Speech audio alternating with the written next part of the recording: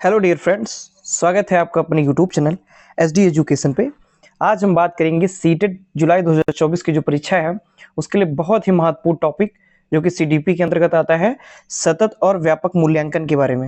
यानी सतत और व्यापक मूल्यांकन क्या होता है, इसके बारे में हम फुल डिटेल से चर्चा करेंगे और बहुत ही आसानी से इसको समझने का हम प्रयास करेंगे। यह जो टॉपिक है यह हर परीक्षा में, शिक्षक भर्ती जितनी भी परीक्षाएं होती हैं, चाहे सीटेट हो, यूपी टेट हो, एस टेट हो, केवीएस, एनवीएस, D++ इत्यादि जितनी भी शिक्षक भर्ती परीक्षाएं होती हैं, इन सभी परीक्षाओं के लिए बहुत ही महत्वपूर्ण टॉपिक है।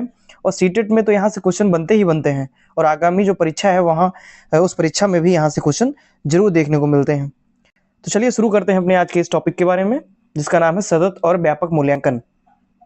सबसे पहले हम बात करते हैं सतत और व्यापक मूल्यांकन क्या होता है। तो सतत और व्यापक मूल्यांकन का अर्थ छात्रों के विद्यालय आधारित मूल्यांकन की प्रणाली से है। यानी सतत और व्यापक मूल्यांकन का अगर अर्थ की हम बात करें कि यह क्या होता है, तो छात्रों के विद्यालय आधारित यानी विद्यालय पर आधारित जो मूल्यांकन होता है, मूल्यांकन की जो प्रणाली होती है उससे होता है, जिसमें छात्रों के विकास के सभी पक्ष शामिल हैं। जिसमें छात्रों का जो भी डेवलपमेंट होता है विद्यालय में रह करके, उन सभी डेवलपमेंट के जो पक्ष होते हैं वो सभी शामिल रहते हैं। यह एक बच्चे की विकास की प्रक्रिया है, यानी कि यह जो एक बच्चे के विकास की प्रक्रिया होती है जिसमें दोहरे उद्देश्यों पर बल दिया जाता है। ये उद्देश्य एक और मूल्यांकन में निरंतरता और व्यापक रूप से सीखने के मूल्यांकन पर तथा दूसरी ओर के व्यवहार के परिणामों पर आधारित होता है। यानी अगर हम बात करें सतत व्यापक मूल्यांकन की, तो यह विद्यालय आधारित मूल्यांकन प्रणाली होती है। यानी कि विद्यालय में जो बच्चों पर जो मूल्यांकन किया जाता है, जो बच्चों का जो बच्चों के बारे में के गुणवत्ताओं के बारे में जो जांच परख की जाती है, वही सतत और व्यापक मूल्यांकन होता है। और इसके अंतर्गत बच्चे की जो विकास प्रक्रिया होती है, यानी कि बच्चे का जो विकास होता है, उस सभी पहलुओं को शामिल किया जाता है, वही सतत और व्यापक मूल्यांकन होता है। नेक्स्ट पॉइंट की बात करें तो मूल्यांकन अध्यापन एवं अधिगम प्रक्रिया का एक अभिन्न अंग है। अगर बात करें कि मूल्यांकन क्या है, तो मूल्यांकन अध्यापन एवं अधिगम प्रक्रिया यानी कि सीखना और सिखाना, ये जो एक प्रक्रिया होती है इसका एक अभिन्न अंग है। शिक्षण अधिगम प्रक्रिया का अंतिम सोपान मूल्यांकन ही है। यानी शिक्षण अधिगम प्रक्रिया का अगर पूछा जाए कि अंतिम सोपान क्या है, तो शिक्षण अधिगम प्रक्रिया का अंतिम सोपान मूल्यांकन ही होता है। माध्यमिक स्तर पर सतत एवं व्यापक मूल्यांकन को लागू करने का स्पष्ट निर्देश पूर्व में सीबीएसई द्वारा दिया जा चुका है। यानी कि जो सीबीएसई बोर्ड होता है, यही सतत और व्यापक मूल्यांकन को लागू करने के निर्देश जारी करता है। सतत एवं व्यापक मूल्यांकन की प्रणाली में छात्रों के सर्वांगीण विकास को ध्यान में रखा जाता है। यानी कि बच्चे का जो भी सर्वांगीण विकास होता है, A to Z जो विकास होता है, वही सतत एवं व्यापक मूल्यांकन के अंतर्गत रखा जाता है, उसको ध्यान में रखा जाता है। फिर बात करते हैं सतत एवं व्यापक मूल्यांकन में दो भाव निहित होते हैं। यानी सतत और व्यापक मूल्यांकन में कौन कौन से भाव निहित होते हैं, तो दो भाव निहित होते हैं, पहला सतत मूल्यांकन और दूसरा व्यापक मूल्यांकन। तो बात करते हैं सतत मूल्यांकन क्या है, यानी कि पहला सतत मूल्यांकन होता है, दूसरा व्यापक मूल्यांकन। तो सबसे पहले हम बात करेंगे सतत मूल्यांकन के बारे में। तो सतत मूल्यांकन करने का अर्थ छात्रों की वृद्धि व विकास का मूल्यांकन एक बार के बजाय निरंतर करना। यानी कि अगर सतत मूल्यांकन के अर्थ की हम बात करें, तो उसमें छात्रों का जो वृद्धि और विकास होता है उसका मूल्यांकन एक बार नहीं किया जाता है, बल्कि निरंतर, बल्कि उसमें निरंतरता बनी रहती है। यानी समय समय पर उसका मूल्यांकन किया जाता है, यही सतत मूल्यांकन होता है। क्योंकि अधिगम एक सतत प्रक्रिया है तथा इसका मूल्यांकन भी उसी प्रकार होना चाहिए, क्योंकि जो अधिगम होता है वह एक सतत प्रक्रिया होती है, यानी निरंतर चलने वाली प्रक्रिया होती है। सतत मूल्यांकन करने के लिए वर्तमान में 3 प्रकार के मूल्यांकन का प्रयोग किया जाता है। यानी कि सतत मूल्यांकन करने के लिए 3 प्रकार के मूल्यांकनों का प्रयोग किया जाता है। तो चलिए हम बात करते हैं कौन कौन से 3 प्रयोग हैं। तो सबसे पहले निदानात्मक मूल्यांकन होता है, ये सब सतत मूल्यांकन के अंतर्गत आते हैं। दूसरा होता है रचनात्मक मूल्यांकन और थर्ड होता है संकलनात्मक मूल्यांकन। यानी जो थर्ड होता है वो संकलनात्मक मूल्यांकन होता है। यानी कि सतत मूल्यांकन के ये 3 प्रयोग होते हैं, इन 3 प्रयोगों के द्वारा मूल्यांकन किया जाता है, यानी निदानात्मक मूल्यांकन, रचनात्मक मूल्यांकन और संकलनात्मक मूल्यांकन। अब चलिए बात करते हैं व्यापक मूल्यांकन की। यानी व्यापक मूल्यांकन क्या होता है। सबसे पहले हमने सतत मूल्यांकन के बारे में जाना, अब हम जानेंगे व्यापक मूल्यांकन। तो सतत मूल्यांकन व्यवहार के सिर्फ संज्ञानात्मक मूल्यांकन करता है। यानी जो सतत मूल्यांकन होता है वो व्यवहार के संज्ञानात्मक मूल्यांकन का मूल्यांकन करता है, जबकि जो व्यापक मूल्यांकन होता है उसमें व्यवहार के तीनों पक्ष यानी संज्ञानात्मक, भावात्मक और क्रियात्मक का मूल्यांकन होता है। यानी ये सतत मूल्यांकन की बात की जाए तो वो केवल संज्ञानात्मक पक्ष का ही मूल्यांकन करता है, जबकि जो व्यापक मूल्यांकन होता है इसके द्वारा संज्ञानात्मक के साथ साथ भावात्मक, क्रियात्मक आदि सभी पक्षों का मूल्यांकन किया जाता है। विद्यालय की संपूर्ण शैक्षिक गतिविधियों के संदर्भ में इसका प्रयोग किया जाता है और विद्यालय की जितनी भी संपूर्ण शैक्षिक गतिविधियां होती हैं यानी शिक्षा से संबंधित जो भी गतिविधियां होती हैं उन सभी का प्रयोग व्यापक मूल्यांकन के अंतर्गत किया जाता है। इससे शैक्षिक एवं गैर शैक्षिक दोनों पक्षों का आकलन होता है। यानी कि अगर व्यापक मूल्यांकन की बात करें तो इसमें शैक्षिक यानी शिक्षा से संबंधित और गैर शैक्षिक यानी कि जो शिक्षा से संबंधित नहीं है उन दोनों पक्षों का आकलन होता है। इसके लिए प्रेक्षण विधि, समाजमिति, मनोवृत्ति आदि मापनी का प्रयोग किया जाता है। यानी कि व्यापक मूल्यांकन में प्रेक्षण विधि, समाजमिति विधि, मनोवृत्ति विधि आदि मापनी यानी आदि जो प्रयोग होते हैं इनका ही प्रयोग किया जाता है व्यापक मूल्यांकन में। अब बात करते हैं सतत व व्यापक मूल्यांकन का महत्व क्या है। यानी कि जो सतत एवं व्यापक मूल्यांकन होता है इसका क्या महत्व हो सकता है शिक्षा के क्षेत्र में, इसकी क्या उपयोगिता है। तो शिक्षक को सही कार्य नीति बनाने में मदद करता है। यानी कि जो सतत एवं व्यापक मूल्यांकन होता है यह शिक्षक को सही कार्य नीति यानी कि कार्य को कैसे करना है, हमें बच्चे को कैसे पढ़ाना है, इन सभी को यानी कि इन सभी कार्यों को करने के लिए यह मदद प्रदान करता है। शैक्षिक व गैर शैक्षिक दोनों उपलब्धियों का आकलन करता है। यानी इसके द्वारा शैक्षिक यानी शिक्षा से संबंधित और गैर शैक्षिक यानी जो भी शिक्षा से संबंधित नहीं है उन दोनों की उपलब्धियों का आकलन किया जाता है। सीखने की प्रक्रिया पर बल दिया जाता है तथा त्रुटि होने पर यानी कि जब त्रुटि हो जाती है, किसी प्रकार की कोई गलती होती है तो उस गलती के सुधार करने का उपाय भी बताया जाता है। सतत मूल्यांकन विद्यार्थी की कमजोरी को तुरंत पहचान कराता है तथा उसका निदान भी बताता है। यानी जो सतत मूल्यांकन होता है इसके द्वारा विद्यार्थी की जो कमजोरियां होती हैं, जो वीकनेस होती हैं, उसकी तुरंत पहचान हो जाती है और उनका निदान भी किया जा सकता है, यानी उन कमजोरियों को दूर भी किया जाता है। फिर यह मूल्यांकन बालक के सर्वांगीण विकास पर बल देता है तथा विषय, कैरियर यानी कि उसका जो भविष्य होता है आदि के चुनाव में मददगार साबित होता है। उपलब्धि स्तर को निरंतर बनाए रखने व ऊंचा उठाने के लिए प्रेरित करता है। यानी कि सतत व व्यापक मूल्यांकन जो होता है यह निरंतर उसकी जो उपलब्धि स्तर होता है यानी कि जो उद्देश्य वह पूरा करना चाहता है, जो उपलब्धि को प्राप्त करना चाहता है उसको वह निरंतर बनाए रखता है। अधिगम व शिक्षण प्रक्रिया में छात्र को महत्वपूर्ण बनाता है और अधिगम व शिक्षण जो प्रक्रिया होती है उसमें छात्र को महत्वपूर्ण बनाता है। फिर उपचारात्मक विधि का प्रयोग कर छात्रों की कई समस्याओं का समाधान भी किया जाता है। यानी सतत एवं व्यापक मूल्यांकन के अंतर्गत जो उपचारात्मक शिक्षण विधि होती है इसका प्रयोग करके छात्र की जो भी समस्याएं होती हैं, मान लीजिए छात्र अच्छे से पढ़ नहीं रहा है, उसको समझ में नहीं आ रहा है, वह कक्षा में अपना तालमेल नहीं स्थापित कर पा रहा है, तो इत्यादि सभी प्रकार की जो समस्याएं होती हैं इनका समाधान किया जाता है। यूनिट की समाप्ति पर निष्पादन जांच करने पर यह पता चलता है कि विषय या किसी अध्याय के अधिगम में समस्या हो रही है। और यूनिट यानी कि कोई भी विषय है, अगर वह समाप्त हो गई, उसका अध्याय पूर्ण हो गया है, उसके बाद उसकी जांच की जाती है तो पता चलता है कि वह जो विषय है या कोई जो अध्याय है उसको अधिगम करने में क्या समस्या आ रही है, उसको पढ़ने में बालक को क्या समस्याएं देखने को मिल रही हैं। बालकों के लिए एक प्रेरणा का काम करती है जिसमें अधिगम प्रक्रिया में रुचि उत्पन्न होती है, जिसके द्वारा जो अधिगम प्रक्रिया होती है उसमें रुचि उत्पन्न हो जाती है। फिर सतत व व्यापक मूल्यांकन की विधियां कौन कौन सी हैं, यानी कि जो सतत व व्यापक मूल्यांकन करते समय हमको कौन कौन सी विधियों का प्रयोग करना चाहिए। तो सतत व व्यापक मूल्यांकन के लिए निम्न प्रमुख विधियों को प्रयोग में लाया जाता है। सबसे पहले साक्षात्कार विधि। तो साक्षात्कार विधि में क्या होता है, साक्षात्कार आंग्ल भाषा की इंटरव्यू का हिंदी रूपांतरण है। यानी कि जो साक्षात्कार होता है इसको इंग्लिश में इंटरव्यू कहते हैं, जिसका अर्थ होता है आंतरिक विचार। जिसका अर्थ होता है कि आंतरिक विचार यानी कि आपके मन के अंदर कौन कौन से विचार हैं, आपके मन के अंदर क्या विचार पनप रहे हैं, क्या विचार आपके मन के अंदर चल रहे हैं। सामान्यतः इस विधि का प्रयोग कर बालकों के विचार तथा दैनिक जीवन के प्रयोग व अधिगम किए गए ज्ञान को जाना जा सकता है। यानी कि जो साक्षात्कार विधि होती है, इस विधि के द्वारा बालकों के जो विचार होते हैं, उनके दैनिक जीवन के जो प्रयोग होते हैं, वह उनके जो भी अधिगम वो कर रहे होते हैं, उन सभी अधिगम के जो भी उनका ज्ञान होता है इन सभी को जाना जा सकता है। उनके जो मन के अंदर विचार होते हैं उन सभी के बारे में हमको जानकारी मिल जाती है। अब यहाँ पे देख सकते हैं इंटरव्यू जो होता है वो कैसे होता है। एक व्यक्ति होता है वो बैठता है और सामने वाले से मतलब कि जो भी व्यक्ति होता है इससे सामने वाला व्यक्ति विभिन्न प्रकार के प्रश्न करता है और उसके आंतरिक जो विचार होते हैं उनको जानने का प्रयास करता है। नेक्स्ट पॉइंट की हम बात करें प्रश्नावली विधि। प्रश्नावली विधि से साफ स्पष्ट है, इसमें कुछ प्रश्न होते हैं, उन प्रश्नों को पूछा जाता है।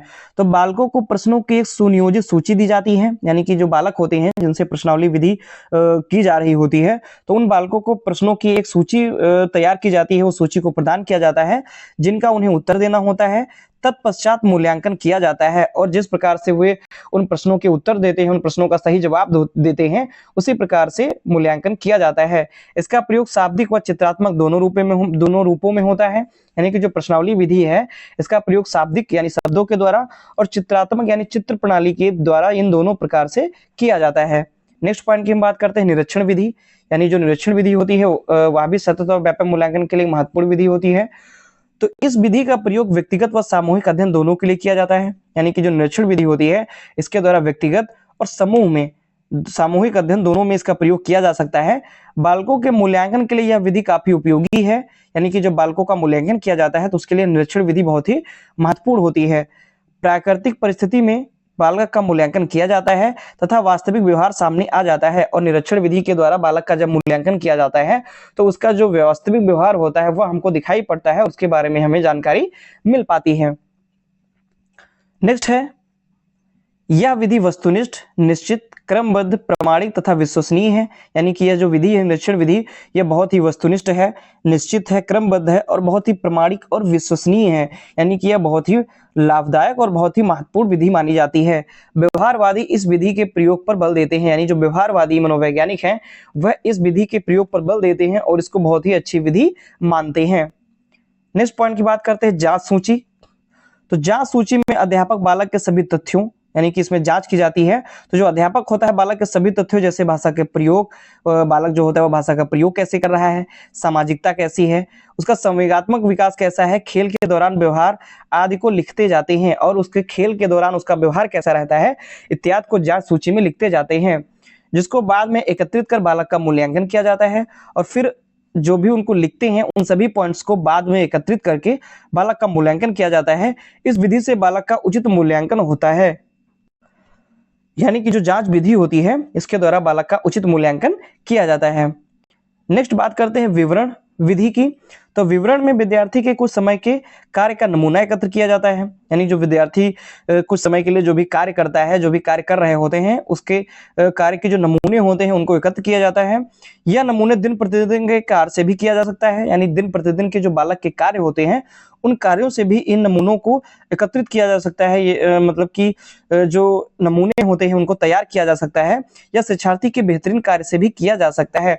और शिक्षार्थी या जो बालक होता है जो बेहतरीन कार्य करता है, जो अच्छे ढंग से कार्य करता है, उनके भी सैंपल्स या नमूने एकत्रित किए जा सकते हैं। नेक्स्ट पॉइंट की बात करते हैं आवधिक परीक्षा, यानी कि जो आवधिक परीक्षा होती है यह भी एक महत्वपूर्ण विधि होती है। तो सतत मूल्यांकन के लिए यह एक विधि उपयोगी विधि है, क्योंकि यूनिट में जो कुछ पढ़ाया जाता है उसकी परीक्षा ली जाती है। ऐसा यूनिट खत्म होने के बाद लेने से तुरंत पता चल जाता है कि अधिगम सही तरीके से हो पाया है या नहीं, फिर निष्पादन के तरीके में कोई कमी है या फिर निष्पादन के तरीके में कोई कमी है। तो आवधिक परीक्षा का मतलब होता है कि जो कुछ भी पढ़ाया गया, मान लीजिए कोई एक अध्याय जो बालक होता है, आपने बालक को एक अध्याय पूरा का पूरा पढ़ा दिया, ठीक है, पाठ एक आपने पढ़ाया, फिर उसके बाद आपने उसकी परीक्षा ली, तो उसके अनुसार बालक ने जैसे परीक्षा को हल किया, उसके प्रश्नों को हल किया या आपके प्रश्नों का उसने जवाब दिया, तो उसके अनुसार आपको पता चलता है कि बालक को वह यूनिट या वह जो अध्याय है वह समझ में आया है या नहीं, जो आपने अधिगम का तरीका अपनाया है वह सही है या नहीं है, या फिर निष्पादन करने में कोई कमी रह गई, या फिर जो पाठ आपने उसको पढ़ाया है उसको पढ़ाने में कौन सी त्रुटि रह गई है, तो उसको आप किस प्रकार से सुधार कर सकते हैं इत्यादि के बारे में जानकारी हमको आवधिक परीक्षा के द्वारा मिलती है। तो इसीलिए यह जो विधि होती है यह बहुत ही महत्वपूर्ण विधि मानी जाती है। अगले हम बात करते हैं वर्णनात्मक रिकॉर्ड की, यानी वर्णनात्मक विधि क्या होती है। तो अध्यापक बच्चे को साथ ही शिक्षार्थी के अनुभव का वर्णनात्मक विवरण भी लिखना चाहिए, यानी कि जो अध्यापक होते हैं बच्चों के साथ ही शिक्षार्थी के अनुभवों का, यानी जो शिक्षार्थी होते हैं उनके अनुभवों का वर्णनात्मक विवरण भी लिखना चाहिए। इससे बच्चे के जीवन कौशल के प्रत्येक पहलू का पता लगाने में उन्हें अवसर दिया जाता है। मतलब कि यह होता है कि बालक के जो जीवन कौशल का जो प्रत्येक पहलू होता है उन सभी पहलुओं को वो जो कार्य कर रहा होता है, वो जो प्रतिदिन की जो क्रियाएं कर रहा होता है, इसका वर्णनात्मक रूप से लिखना चाहिए।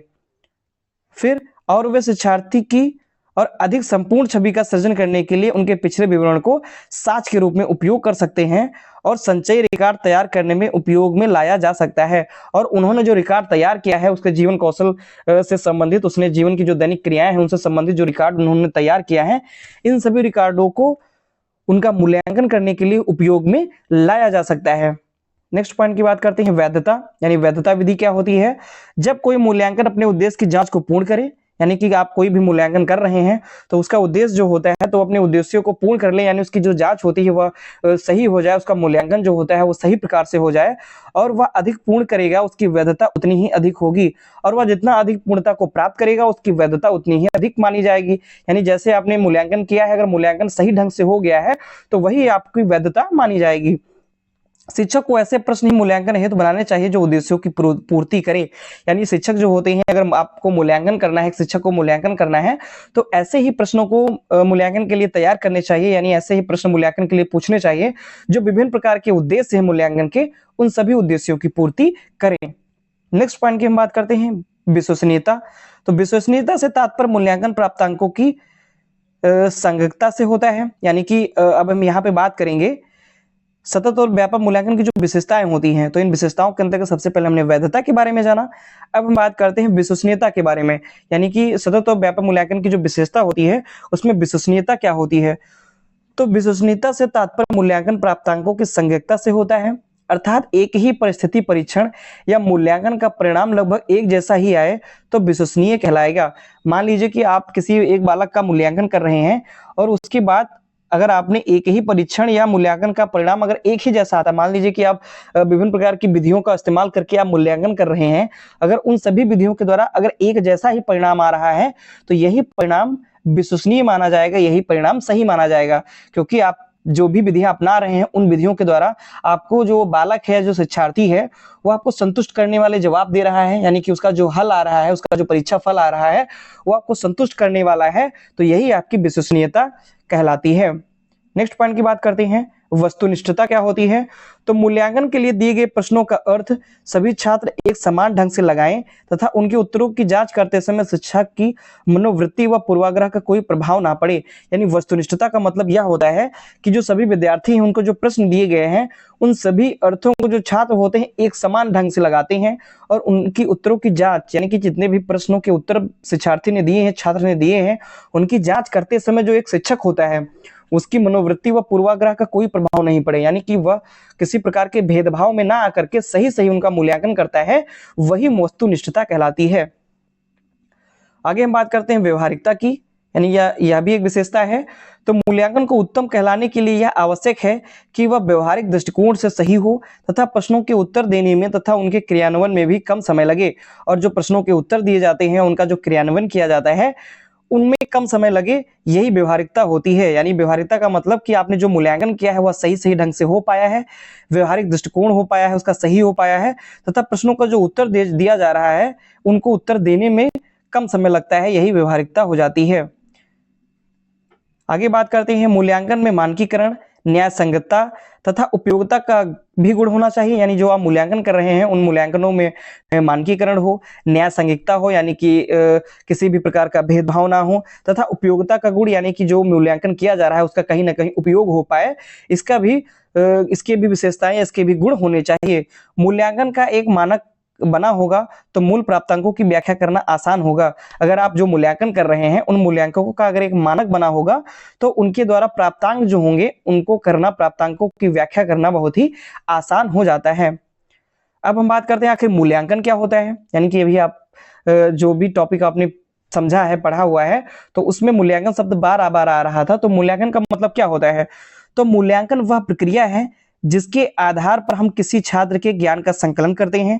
यानी मूल्यांकन के द्वारा हम यह पता करते हैं कि जो छात्र है उसको कितना ज्ञान है, वह उसने कितना पढ़ा हुआ है या उसने कितना ज्ञान को अर्जित किया हुआ है।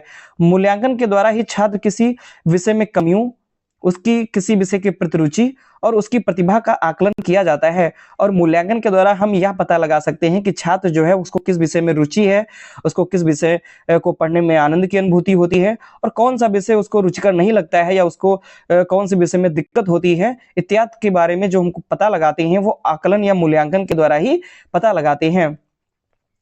फिर बात करते हैं वीकलिन व हन्ना के अनुसार व्याकरण की मूल्यांकन की जो परिभाषा होती है, मूल्यांकन की परिभाषा ये मोस्ट इंपॉर्टेंट है, यहाँ से परिभाषा एक ना एक पूछ ली जाती है। तो क्विलिन व हन्ना के अनुसार मूल्यांकन की परिभाषा क्या है?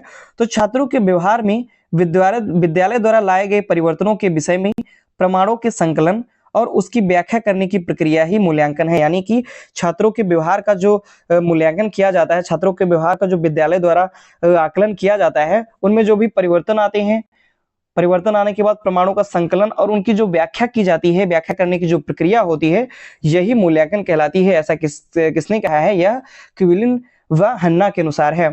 तो यह था आज का हमारा मोस्ट इंपॉर्टेंट टॉपिक, सतत एवं व्यापक मूल्यांकन, जिसको हमने बहुत ही आसानी से समझने का प्रयास किया। हमने सतत एवं व्यापक मूल्यांकन के बारे में जाना और मूल्यांकन क्या होता है इसके बारे में जाना, मूल्यांकन की एक परिभाषा के बारे में भी हमने जाना।